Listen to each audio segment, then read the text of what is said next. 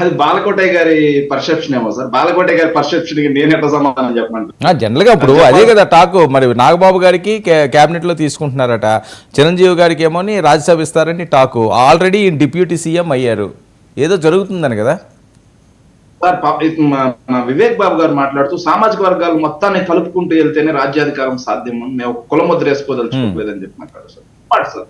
ఏ రాజకీయ పార్టీ అయినా సామాజిక వర్గాలనే కాకుండా అన్ని సెక్టార్లు, ఏదైతే ఉన్నత వర్గాల దగ్గర నుంచి నిరుపేదల వరకు అందరిని కలుపుకుంటూ వెళ్తేనే రాజ్యాధికారం అనేది సొంతం. కానీ వీళ్ళకి ఇప్పుడు రాజ్యాధికారంలో ఒక పార్ట్ వచ్చింది సార్, ఒక శాతం రాజ్యాధికారంలో వీళ్ళు కూడా భాగమే ఉన్నప్పుడు చాలా, ఏదైతే పవన్ కళ్యాణ్ గారి ఎలక్షన్స్ కి ముందు చెప్పినటువంటి నా రెల్లి కులస్తులు క్యాబినెట్ లో లేరు సార్, నా మత్స్యకారులు క్యాబినెట్ లో లేరు సార్, నా దళితులు క్యాబినెట్ లో లేరు సార్. ఉన్న 4 మినిస్ట్రీల్లో ఏది ఇప్పుడు నాగబాబు గారితో కలుపుకొని 3 ఏమో కాపులు సార్, 1 ఏమో ఏదైతే పవన్ కళ్యాణ్ గారికి అత్యంత సన్నిహితులైనటువంటి కమ్మల్ సార్. ఇంకా వాళ్ళు ఎక్కడ అన్ని సామాజిక వర్గాలు కలుపుకుపోతున్నట్టు? ఇక నామినేటెడ్ పదవులు కూడా వాళ్ళకి వచ్చిన వాటిల్లో మెజారిటీ శాతం కాపులకి ఇవ్వడం జరిగింది. ఇంకెక్కడ రాజ్యాధికారం దిశగా వీళ్ళు అన్ని వర్గాలను కలుపుకొని పోతున్నట్టు?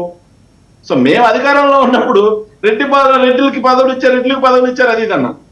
మేము సామాజిక న్యాయంలో భాగంగా చరిత్రలో ఎవరు లేని విధంగా అన్ని వర్గాలకి మేము ఇవ్వడం జరిగింది.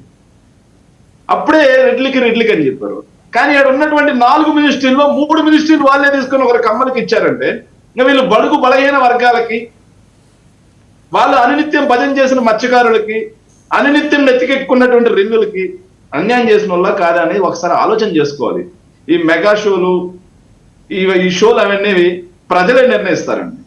వాళ్ళ షోలు ఎంతవరకు ప్రజలకు మేలు చేసే విధంగా ఉన్నాయి, లేకపోతే ఎంతవరకు సినిమాటిక్ గా ఉన్నాయి అనేది ప్రజలు నిర్ణయిస్తారండి. ఒకసారి ప్రజలు మోసపోయి ఉండొచ్చు, మాటికి ప్రజలు మోసపోయే పరిస్థితి లేదు అని చెప్పి ఈ సందర్భంగా తెలియజేసుకుంటున్నా. ఇంకో విషయం అండి, ఇక్కడ విజన్ అనే దాని మీద, విజన్ 2047 అనే దాని మీద జగన్మోహన్ రెడ్డి గారు ఏదో ట్వీట్ చేశారని చెప్పి వివేక్ బాబు గారు కొంచెం కించపరుస్తూ మాట్లాడు. మంచిదే, ఎందుకంటే అధికారంలో ఉన్నారు కదా, ఆల్మోస్ట్ గా ప్రతిపక్షంలో ఉన్న మీద సెటైర్లు కించపరచడాలు బాగానే వస్తాయి. కాకపోతే సార్ వర్మ గారు మీరు ఇది బాగా గమనించాలి, 2019కి ముందు చంద్రబాబు నాయుడు గారి మీద పవన్ కళ్యాణ్ గారు ఒక మీటింగ్ లో మాట్లాడుతూ విజన్ 2050 అంట, అప్పటికి ఉండేదెవరు ఊడేదెవరు, దున్నపోతే ఈనిందిరా అంటే దొడ్లోకి వెండికి తీసుకురా పాలు పితకాలి అన్నట్టుగా ఉంది చంద్రబాబు నాయుడు గారి వైఖరి అని చెప్పి ఆ రోజు మాట్లాడింది ఎవరు? పవన్ కళ్యాణ్ గారు కాదా? వివేక్ గారు చెప్పాలి దీనికి సమాధానం. మరి ఈ రోజు అదే విజన్ 2047 పొగుడుతూ ఆకాశానికి ఎత్తుంది ఎవరు? ఇదే పవన్ కళ్యాణ్ గారు కాదా? సరే, వీళ్ళ కూటమి పరిపాలన వచ్చి 6 నెలలు అయింది సార్, 6 నెలలు దాటిపోయింది. బాలకోటయ్య గారు మాటికి ముట్టుకుంటున్నారు ఇంకా వైఎస్ఆర్సీపీ మీద నిందరని. నేను క్లియర్గా అడుగుతున్నాను సార్, 6 నెలలు అయిపోయినా సరే నిన్న కూడా సార్ ఆఖరికి చంద్రబాబు నాయుడు గారు వైఎస్ఆర్సీపీ వల్ల రాష్ట్రం అధపాతాలానికి వెళ్ళిపోయింది, రాష్ట్రం వెనక్కి వెళ్ళిపోయింది అని చెప్పేసి మాట్లాడుతూ ఉన్నారు సార్. 2047 డాక్యుమెంట్లు కూడా, అసలు 2047 డాక్యుమెంట్ లో ఏముందంటే వాళ్ళ పర్సెప్షన్ ఎలా ఉంటుందంటే, జనాభా 3.5 కోట్ల నుంచి 3.8 కోట్లకు పెరగాలండి సార్. జనాభా అనేది నార్మల్ గానే పెరుగుతుంటది. 25 ఏళ్లలో జనాభా 80 లక్షల మంది పెరగరా? అది చంద్రబాబు నాయుడు గారి విజన్ అంట సార్. ఇంకోటి అక్షరాస్యత 100% అంట సార్. విజన్ 2020 డాక్యుమెంట్ లో కూడా అక్షరాస్యత 100% అని చెప్పి చూపించారు సార్. కానీ పెరిగింది ఏం లేదు. కానీ ఇప్పుడు ఏంటంటే ప్రతి ఒక్కరూ ఈ జనరేషన్ లో తమ పిల్లల్ని చదివించుకుంటున్నారు. చదువు నేర్చుకొని వాళ్ళందరూ కూడా ఆ టైంకి స్వర్గస్థులు అవ్వడం జరుగుతుంది. సో మాక్సిమం ఉండే వాళ్ళందరూ చదువుకునే వాళ్ళు అవుతారు కాబట్టి అది 100% అక్షరాస్యత అని చెప్తున్నారు సార్. ఇక 2 ట్రిలియన్ ఏదైతే వృద్ధి రేటు సాధిస్తామని చెప్పి చెప్తా ఉన్నారు సార్. సార్ వాస్తవ దృక్పథంలో చంద్రబాబు నాయుడు గారి పరిపాలన ఒక్కసారి కంపేర్ చేస్తే, నాకు దయచేసి మధ్యలో ఎవరు ఇంటరప్ట్ చేయదు, ఒక 5 నిమిషాలు ఇవ్వండి సార్ చాలా కంపేర్ చేసుకుంటా సార్. అగ్రికల్చర్ సెక్టర్ సార్ 2014 నుంచి 19కి, 19 నుంచి 24కి కంపేర్ చేసుకుంటే సార్ బాబు హయాన్ కంటే కూడా అగ్రికల్చర్ సెక్టార్ లో 28,778 కోట్ల రూపాయల విలువైనటువంటి ఉత్పత్తులు పెరిగాయి సార్. ఇది జిఎస్డిపికి సంబంధించి సార్, రాష్ట్ర జిఎస్డిపికి. ఇక మైనింగ్ రంగంలో బాబు హయాంతో పోలిస్తే 1,543 కోట్ల రూపాయలు మా జగన్మోహన్ రెడ్డి గారి ప్రభుత్వ హయాంలో పెరిగాయి సార్. మ్యానుఫ్యాక్చరింగ్ సెక్టార్ లో 25,092 కోట్ల రూపాయలు మా హయాంలో పెరిగాయి sir. Electricity, gas, water supply రంగంలో 4,889 కోట్ల రూపాయలు వస్తువులు పెరిగాయి సార్. ఇక ట్రేడ్, రిపేరు, హోటల్స్, రెస్టారెంట్ కి సంబంధించి సార్ 8,775 కోట్ల రూపాయల విలువైనటువంటి వస్తు ఉత్పత్తులు జిఎస్డిపిలో అభివృద్ధి సాధించాలి. ఇందులో 2 సంవత్సరాలు కరోనా సార్.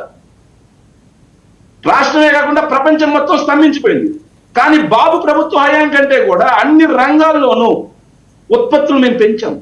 ఇక రాష్ట్రం ఎక్కడ వెనక్కి వెళ్ళిపోయింది?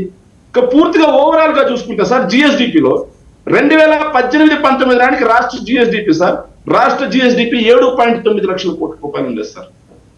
7.9 లక్షల కోట్ల రూపాయలు. కానీ 2023-24 మేము దిగిపోయడానికి లేటెస్ట్ రాష్ట్ర జిఎస్డిపి విలువ, స్థూల ఉత్పత్తుల విలువ సార్ 12.91 లక్షల కోట్లు సార్.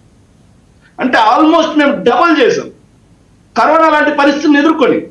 ఇది నేను మాట్లాడే మాట కాదు, రాజ్యసభలో కేంద్ర సహాయ శాఖ మంత్రి పంకజ్ చౌదరి గారు ఇచ్చినటువంటి డేటా ఇది. ఇక సార్ మాట్లాడాలి, ఖచ్చితంగా జనానికి తెలియాలి, వీళ్ళు కూడా దీనికి సమాధానం చెప్పాలి సార్. నేను మాట్లాడించాను సార్. 2018-19లో జిఎస్డిపి వృద్ధి రేట్లో సార్ 11% ఉండేది సార్ రాష్ట్రం. మొత్తం 33 రాష్ట్రాల్లో 16 ప్లేస్ లో ఉండేది సార్. కానీ 2023-24 వచ్చేసరికి 16% జిఎస్డిపి వృద్ధి రేటు సార్. ఈ రోజు మనం 4వ ప్లేస్కి వచ్చాం సార్. ఇక వ్యవసాయ వృద్ధిలో 5.4% ఉంటే 14.9% ఉంది. ఓకే, 26లో ఉన్నది 3వ స్థానానికి వచ్చాం. అంటే శాఖర్ ఓకే, ఇవన్నీ కరెక్టే. ఇప్పుడు ఓకే, ఆ రికార్డ్స్ అన్ని కూడా అందరి దగ్గర ఉంటాయి. నేను అనేది ఏంటంటే మరి ఎందుకు ఎంత దారుణంగా ఓడించారు? ఎంత అద్భుతంగా మీరు అంతా వృద్ధి చేస్తే 11 సీట్లకే పరిమితం అవడానికి ఏదో బలమైన కారణాలు ఉన్నాయా సార్? అది కూడా చెప్తాను, 1 మినిట్ సార్, అన్ని చెప్తాం సార్. సేవా రంగంలో 11వ స్థానంలో ఉంటే 3వ స్థానానికి వచ్చాం. తలసరి ఆదాయం 1,54,000 ఉన్నది 2,40,000, దాదాపుగా 90,000 రూపాయల తలసరి ఆదాయం పెంచాం. ఇక ఉద్యోగాలు పోతే 2,36,502. ఓకే, మనం రెగ్యులర్ గా మాట్లాడుకుంటేది కదా అది. సార్ 1 మినిట్ సార్, దయచేసి చెప్పండి. మరి కాదు, మీరు అదంతా లిస్ట్ అవుతానంటే డిబేట్ వేరేగా టర్న్ అయిపోతుంది. చాలా సమయం ఇచ్చాను, అది మీరు చెప్తానన్నారని. మీరు పాయింట్లో 11 సీట్లు రావడానికి కారణం ఏంటి? ఏంటి సార్, నాకు మేము చేసింది కూడా చెప్పుకోలేకపోతే ఓకేనండి. ఇప్పుడు కాదండి, మీరు చెప్తారు అన్నా నేను అవకాశం ఇచ్చాను. మీరు మెయిన్ పాయింట్లు వదిలేసి దాని మీదే పెడతామంటే ఇప్పుడు వాళ్ళ లిస్ట్ తీసుకురావాలి, ఇంకా డైవర్ట్ అయిపోద్ది సార్. విజన్ 2047 అన్నారు సార్. ఆయన విజన్ 2047లో రాష్ట్రాన్ని మారుస్తా అన్నారా లేదా? సో ఆయనకి అధికారం 5 ఏళ్లలో ఏం చేస్తారనేది చెప్పకుండా బాబు షూరిటీ భవిష్యత్ గ్యారంటీ అని చెప్పి అధికారంలోకి వచ్చారు. సో ఇచ్చినటువంటి షూరిటీకి సంబంధించి హామీల్లో తల్లికి వందనం పోయింది, తండ్రికి బుడ్డి మాత్రం వచ్చింది. రైతుకు ఏదైతే అన్నదాత సుఖీభవ ఎత్తిపోయింది. ఇక ఆడబిడ్డ నిధులకు తెలియదు. ఇక ఫ్రీ ఉచిత బస్సు లేదు, నిరుద్యోగ వృత్తి లేదు. ఈ రోజుకి ఒక్క ఉద్యోగం ఇచ్చిన పాపాన పోలేదు. అప్పులు చూస్తే 70,000 కోట్ల రూపాయలు చేశారు. సో ఇవన్నీ డొలతనే ఇక్కడ పెట్టుకొని ముందు చెప్పిన బాబు షూరిటీ భవిష్యత్తు గ్యారంటీ, దానికి పవన్ కళ్యాణ్ గ్యారంటీ అన్నారు. సో అవేమీ చేయకుండా ఈ రోజు కొత్తగా మళ్ళీ వచ్చి విజన్ 2047 అని చెప్పి తీసుకొస్తున్నారంటే బాబు షూరిటీ భవిష్యత్ గ్యారంటీ. సో కూటమి మీద వ్యతిరేకత ఉంది, మీ వైపు జనాలు చూస్తారా 6 నెలల్లోనే? సార్ ఒకటి, కూటమి మీద వ్యతిరేకత ఉందా లేదా అనేది ఆంధ్రజ్యోతి రాధాకృష్ణ బాగా రాస్తున్నాడు సార్. కూటమి మీద వ్యతిరేకత ఉందా లేదని ఆంధ్రజ్యోతి రాధాకృష్ణ వీకెండ్ కామెంట్స్ లో బాగా రాస్తున్నారు సార్. అది తెలుగుదేశం వాళ్ళు కూటమి వాళ్ళు తెలుసుకుంటే మంచిది సార్.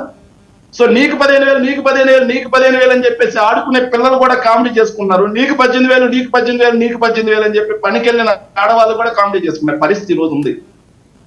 సో ఈ ప్రభుత్వ హయాంలో సార్, ఈ ప్రభుత్వ హయాం వీళ్ళు వచ్చిన తర్వాత విజన్ 2047 ఇవి కాదు సార్. మీకన్నా మెరుగైన పాలన వైఎస్ఆర్ కాంగ్రెస్ పార్టీ అందించింది, ప్రతి ఒక్కటి విత్ డాక్యుమెంటల్ ప్రూఫ్ నేను మాట్లాడుతున్నా. కానీ మీరు మాత్రం ఈ 5 ఏళ్ళు మీకు పరిపాలన ఇచ్చారు, మీరు ఏం చేస్తారో చెప్పకుండా ఈ రోజుకి వైఎస్ఆర్ కాంగ్రెస్ పార్టీ మీద బండేసుకుంటూ తిరుగుతా ఉన్నారు. ఈ రోజు వైఎస్ఆర్ కాంగ్రెస్ పార్టీ మీద నప్పనేసుకుంటూ తిరుగుతున్నారు. ఓకే, మీ పరిస్థితి ఏంటండి? నాకు అర్థం కావట్లేదు సార్, ఏ విషయంలో మా పరిస్థితి? వైఎస్ఆర్సీపీ ఎందుకంటే అంత స్తబ్దంగా ఉన్నారు, చాలా మంది అజ్ఞాతంలోకి వెళ్ళిపోతున్నారట, యాక్టివ్గా ఉండే వాళ్ళందరూని. ఏదో